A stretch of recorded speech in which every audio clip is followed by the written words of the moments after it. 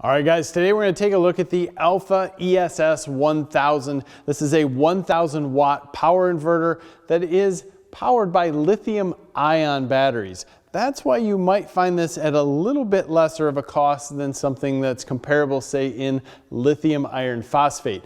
The reason is lithium ion is going to take maybe 200 to 400 charges before you lose that top 20% of battery, where lithium iron phosphate is going to take upwards of 2,000 charges before you lose that top 20%. This will still last a very long time, but it should be less expensive due to its less amount of longevity. Either way, still a pretty cool unit. Takes 3 different ways of charging. First is going to be solar. Second is going to be through an AC adapter, through your grid. And third, which I think is quite cool, is going to be through this USB-C cable that's provided. So if you have this in your car, you can plug it in, charge this guy up, although it might take some time, but that is also free energy. So you can charge it up for nothing, just like solar, and have this power wherever you'd like to go. Let's come in and take a look at this for maybe a little more of what it does on the output side. First things first, while we're going through this, we're going to use our kilowatt meter here to show you that we're getting 120.8 volts through this extension cord connected up to the grid. Let me get this out of the way. We're going to turn our heater on level 1. Level 1 is going to show us about 550 watts. It's going to depend on what it's doing. It can climb upwards of 600 depending on where it's at. Not a big deal. It's just basically a volts times amps calculation. We're at 7.11 amps, 7.12 in climbing. So 588 watts. If we go up to level 2 on this guy, we're going to slowly climb upwards of 1,300 watts, right? 120 volts in that and 1,300 watts. Now we're going to turn this guy off, and I apologize here that we're going to be upside down, but we put this kilowatt back in place upside down. We are at 111.6 volts right now. And if we turn this guy on level 1, we stay at the 111 volts, which is great. Click over to watts. We're running 508, 510. So you notice that we're running less watts on this, not by about 100. And that could be because we're at 10 or so less volts, but that should only equate to 70. We're upwards of 520. So we're doing good. Here's where this gets a little weird. Turn our heater on level 2. We're up in the 1100 range, 1130. This was 1300 if you can remember before.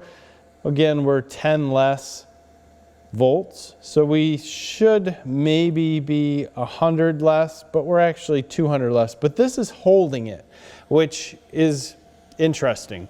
It should, see the 1300 and kick out, or it should see 1200 and kick out, but it is going to hold it. We're going to push that in a second to make sure that this will click off and not be dangerously on. But we can see here that we're running 1099, 1100, and this is showing us 1050. So these two items are off, and I trust this kilowatt more than I trust this up here. But either way, we're doing quite well as far as power output. Our voltage is 107.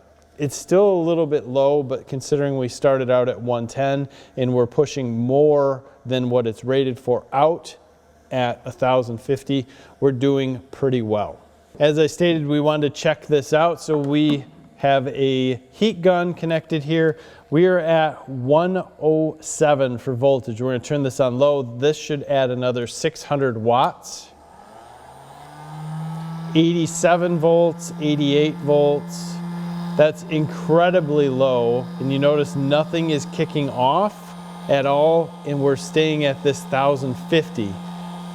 This should kick this off no issue. In fact, we're getting into dangerous territory with messing with this low of voltage. I'm going to go right to high here. You can hear this gun actually going low, and boom, we finally kicked off. That is way too much of a voltage drop for this to be safe, even though it's pure sine wave. So if this is overloaded, it is just hanging on way too long at too low of a voltage. That's unfortunately could be dangerous. So if you're going to buy this and use it, make sure that you watch how many output watts you're using and don't push it to beyond that. Get maybe a kilowatt or something like this to make sure that your voltage is correct. So all we had to do to reset the AC was push the AC button again. Everything is up and going. We have the heater again on high. Let's just go over some of the other outputs. We have our output button pressed for our two USB-Cs, which are PD100s. We have a 2.4 amp and 3 amp USB-A. So we can plug our USB-C in and life's good. It'll charge up our phone pretty quick on that PD100, which is pretty sweet. But what is also cool on this is that we have two wireless charging outlets on the top. So we can charge anything we'd like to up there wirelessly. That's going to go from earbuds to phones to watches, anything like that. You know, some watches though can be a little picky. I did not check out my Samsung watch, although it's giving me a blinking red. It is not happy with my Samsung watch. Now, interestingly enough, it had zero issue with an iPhone watch that we had on here earlier. So you can charge multiple different devices pretty easily, and I think that's one of the things that's cool about this unit is the wireless charging ability if you're going to use it for camping or anything else. Now, you do have a car adapter here, a cigarette lighter adapter, so if you're going to use it for a cooler or anything else, and two other DC outputs.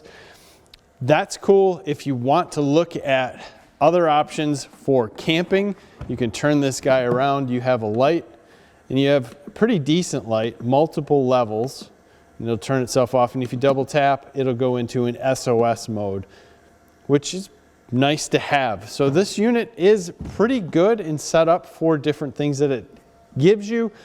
Be very careful with over voltage or under voltage and trying to put out too much through this small unit. This little guy has some very cool features and is also priced very well. So if you're looking for something on a budget, this isn't a bad unit.